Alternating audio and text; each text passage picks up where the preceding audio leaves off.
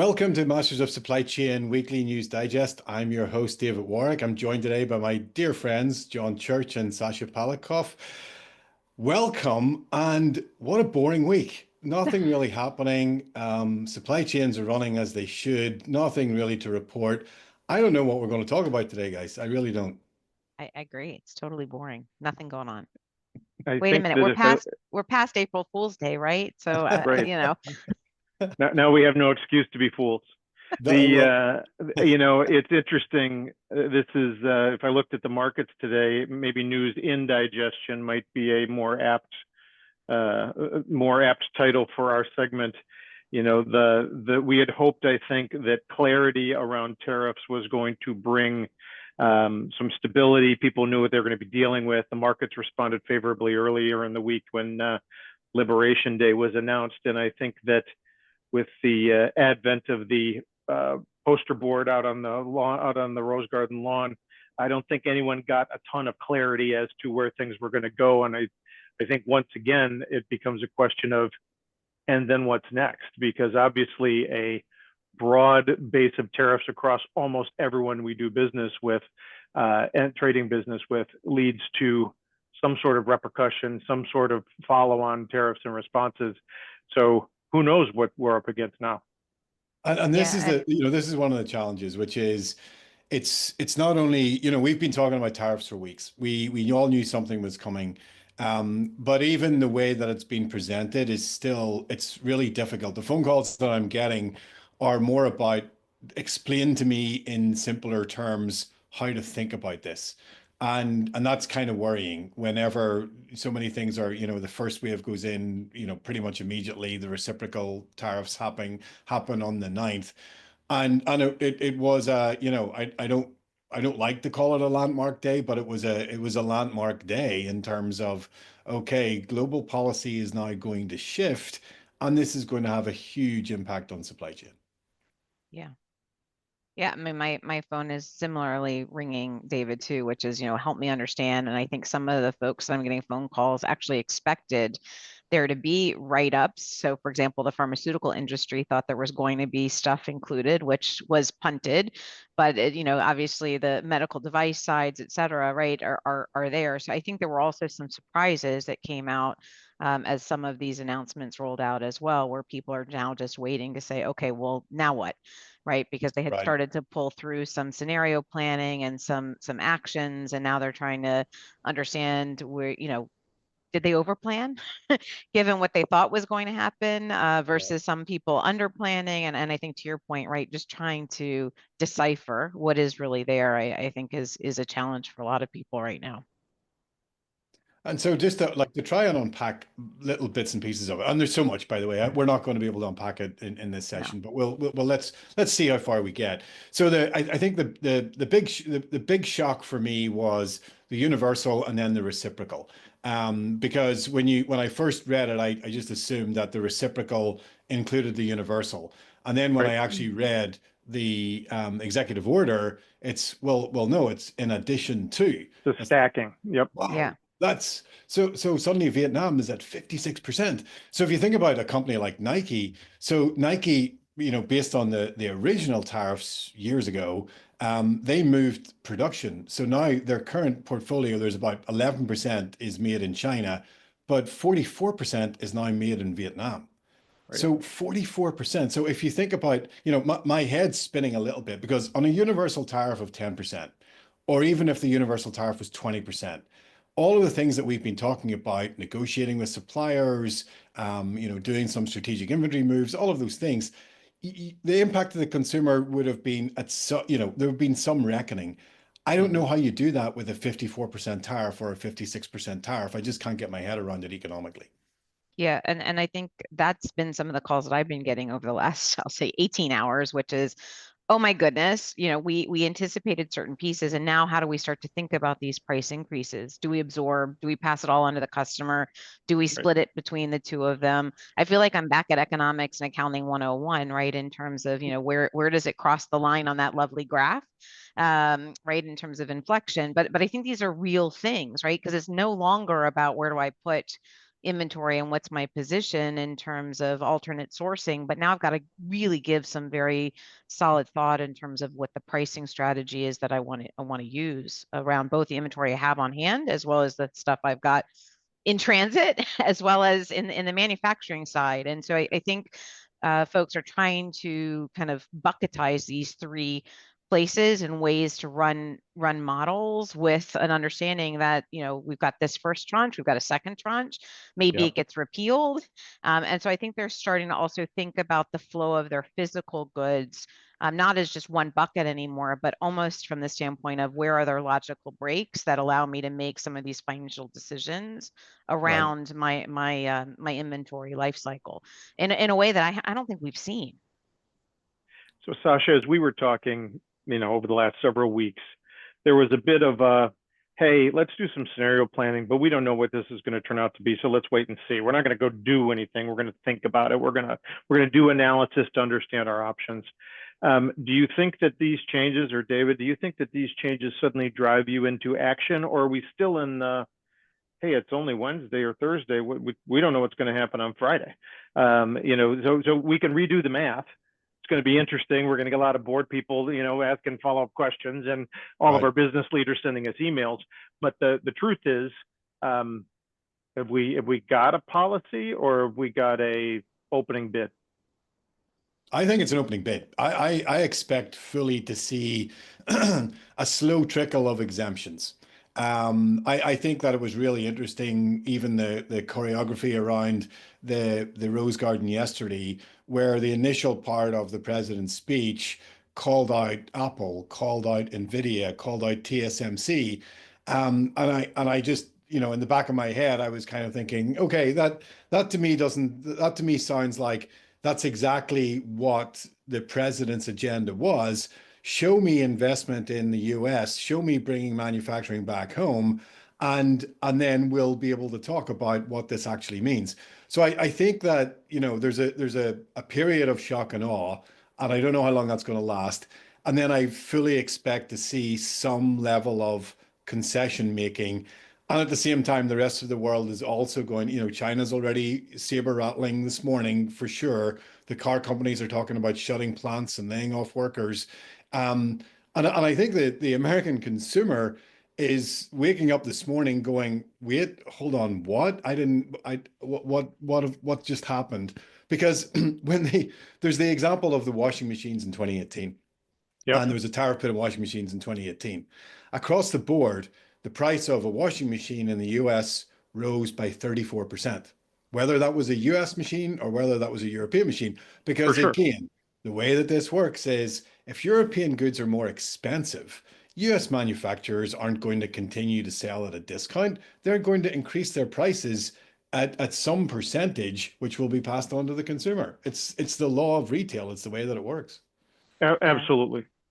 Yeah, so I think this is all spot on, and I think back to your comment around, you know, is it planning or is there action? And I do think we're seeing some action because some of these organizations can't wait. And interestingly, I'm seeing the small and medium-sized businesses, quite frankly, I would say in a more challenging position than some of the larger organizations that had the luxury of having capital to be able to invest in upscaling their digital supply chain capabilities, where they've got visibility, they understand where their alternative sourcing models are, they're connected in some way, shape, or form to some analytics around their financial modeling, et cetera.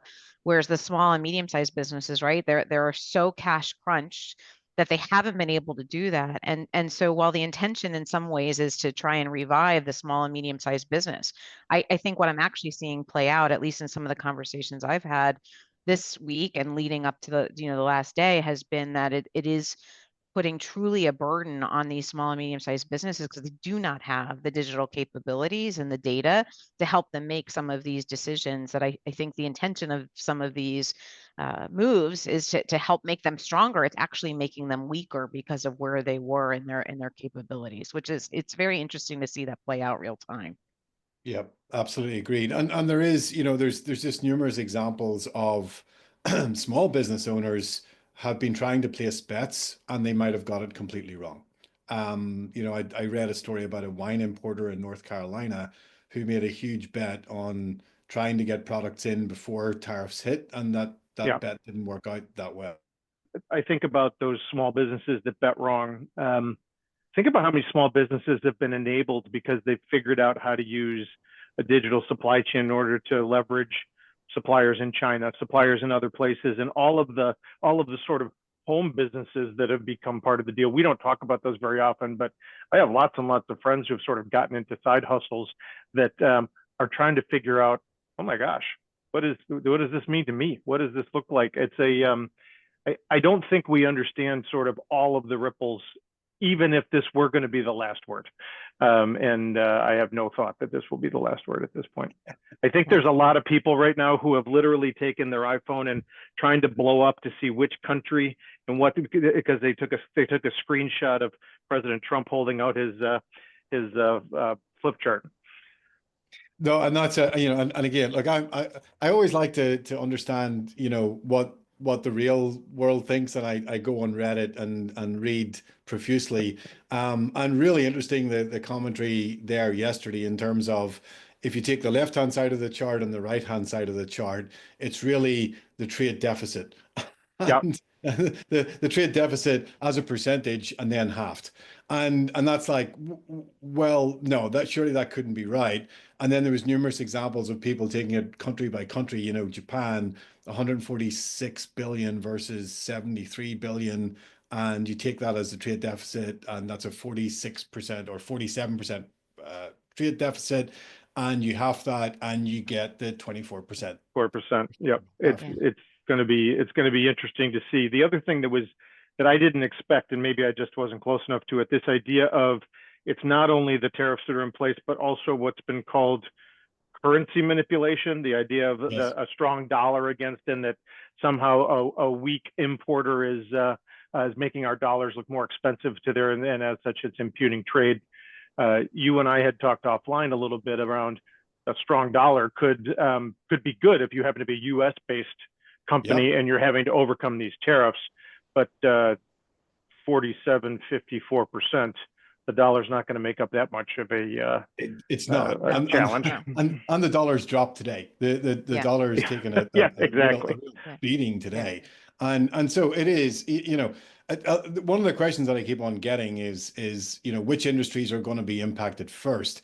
And that's a hard one. I think that initially it's going to be, immediate impacts are going to be anything where products have a short lifespan. So, food, beverage industries in particular, they're going to feel this pretty much straight away. And also, I think, the car manufacturers, are already saying this is going to hurt. It's not just the price of a new car. It's the fact that, if you drive a European car, we got to import a lot of those parts from Europe, which are now all going to be tariffed. So it's going to hurt. I think that's where we're going to start to see it nearly immediately, and then it's going to ripple out. And how quickly that ripples out, it's unknown because people are still digesting. And then, John, our favorite one as well. Not very many people actually noticed that there was a second executive order that dropped yesterday afternoon, which basically was the end to the de minimis rule.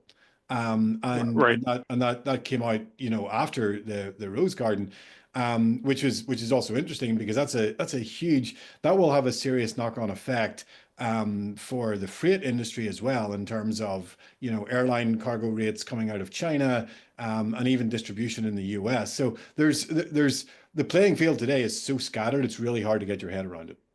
Yeah. I think the other thing that we're starting to see play out too is how people are defining some of the things like substantially different. What does that mean? How far do we take it? Where do we go? And so how are people thinking about how their supply chains are designed as well? That's another piece that I've seen today as well, as they start to think about, this move of multi-location opportunity as well. Like, will it not? Where does it fall? What side of the equation is another piece that I'm starting to see people play through. And that's a tough one, especially when you start thinking about, real movement of infrastructure back into the US. I mean, if you're large scale manufacturing, realistically, the capital investment that you would have to make has somewhere between a 9 and 15 year payback. And that's if, you know, also you're now being hit with increased tariffs on steel and aluminum, which you're going to use to build your plant, and then you've got to get people to staff it. Yeah. And this is, you know, these are all the knock-on pieces where I just, you know, the US economy is more, I think, is more about technology and more about driving innovation than it is about hardcore manufacturing. And it's not an instant switch to try and reverse that again. Yeah, No, I know, I John, mean, you and I even had if this you wanted, conversation, yeah, a couple weeks ago, right? We had an yeah, in-depth conversation around this one. yeah. I mean, even if you wanted to make this switch, you know, some of these plants are 18 months away from starting up if you push the go button today. Right. Right. And in a world where interest rates are now 6.5%, not 1.5. So the idea of putting together a capital project based on today's tariff structure strikes me as a bridge too far for many companies. This is going to be around supplier choices, sourcing, to, you know, product redesign in order to make sure that your components are below the characterizing kind of or substantially kind of level. There's Right. going to be a lot of lawyers employed trying to help us figure out where we fall and where a particular bomb or a recipe falls in the tariff structures.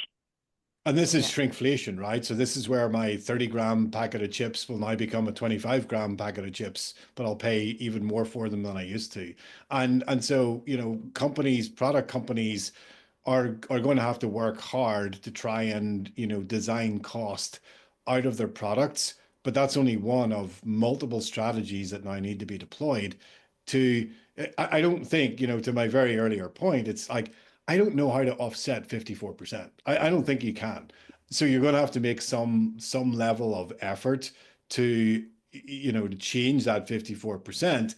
But no matter what way I look at it, there's still going to be a push to the consumer. The consumer is going to have to pay Yeah. more for nearly everything. Yeah, and I Well, think we're going to see a pretty big substantial shift in terms of some of these consumer behaviors because of it as well, right? It's not just moving to the off brand, it might be potentially moving to a completely different substitute product as well. And so how are you starting to think about what that looks like too? Now, in the meantime, I still have to try and figure out what exactly we import from Madagascar, and some of these other countries that are on the list, because I didn't recognize them as major trade partners, not to take away from how important they are in the world economy, but that was the bit that was also intriguing to me in terms of, you know, some of these countries, I just didn't, in the greater relevance, it just didn't seem to be, you know, it wasn't an opportune time. But, you know, this is what the presidency was all about. He said he was going to do it, and he's done it. It's in place. And so for supply chain, I think, you know, it's still, my recommendation still in the last 24 hours has been the same. It is hurry up and wait and be yeah. prepared to act quickly. I think making any sort of a major strategic move at the current time is just not going to serve you well, because as we saw, and this was my other shock yesterday from Canada and Mexico, while that has been the main topic of conversation for the last 4 weeks, Canada and Mexico were not even on the agenda yesterday. And that to me is actually a good sign. It means there is an opportunity for negotiation. There is an opportunity to actually get a fair balance of trade and to talk about it. And I'm hoping that yesterday's event was the start of that significant conversation with some of these, you know, the world's biggest economies. Yeah, I think that's right, Dan. And I think going back to one of my earlier comments, this opportunity to quote unquote hurry up and wait, but to also spend some really deep thought around the physical supply chain and what are some of those, I'll call inflection points around your physical manufacturing processes where you can pull levers if you want to, and the opportunity, while you might hurry up and wait in terms of very big things, there may be some places along that continuum where it makes sense to put in a lever and change what your cost structure looks like. And so that's been some of the discussions that I've been having with some folks, is looking at that life cycle and saying, okay, where are there places that strategically there is an opportunity from a variable cost perspective to look at and to put in, you know, almost a stage gate process as opposed to going whole hog across the whole supply chain. No, absolutely makes sense. You know, Okay. in my former life, and by the way, to answer your question, Dave, one thing we get from Madagascar is some of the best vanilla in the whole world. Vanilla. I knew there was something comes wrong. out of the canopy. Now, the one question you asked in our text stream around what we get from Mauritius, I have no idea what we get from Mauritius, but vanilla from Madagascar. You know, it's interesting if you sat in North America, and the EU's been dealing with this forever. You know, interestingly, very little finished product in food in my former life crosses an international barrier. Food tends to be local. People don't really want to buy food from another country because they don't know the rule of law and what's in place. They may want a cuisine, but they'd like it to be made a little bit closer to home. So we're not shipping a lot of food as finished product from China to the US or even vice versa. It becomes more of an ingredient kind of a model, except for North America, where a lot of production has been moved from Canada to the US or vice versa, depending on what someone sees as their marketplace or the strength of the loonie against the dollar, et cetera. A lot of production sort of moved into that area of Mexico that can come north. It'll be interesting to see with these tariffs where that goes to, because that is something that someone could think about. All right, I've got plants in both places. How am I going to start moving production? That's a sourcing strategy that I could make a change on, start running overtime in the US, start running overtime in Canada or in Mexico in order to source those markets without having to build a plant. Right. Those are some of the levers that people can start to pull. It'll be interesting to see where that industry in particular takes it. And I gotta think that in both of your former worlds around supply chain, this idea of what am I going to do in the electronics industry, and then our compatriots in the retail and the clothing industry. So you mentioned Nike. Those folks are really got to be scratching their heads right now on what they're going to do, and the angst level's got to be pretty high in both the E-suites and in the boardroom.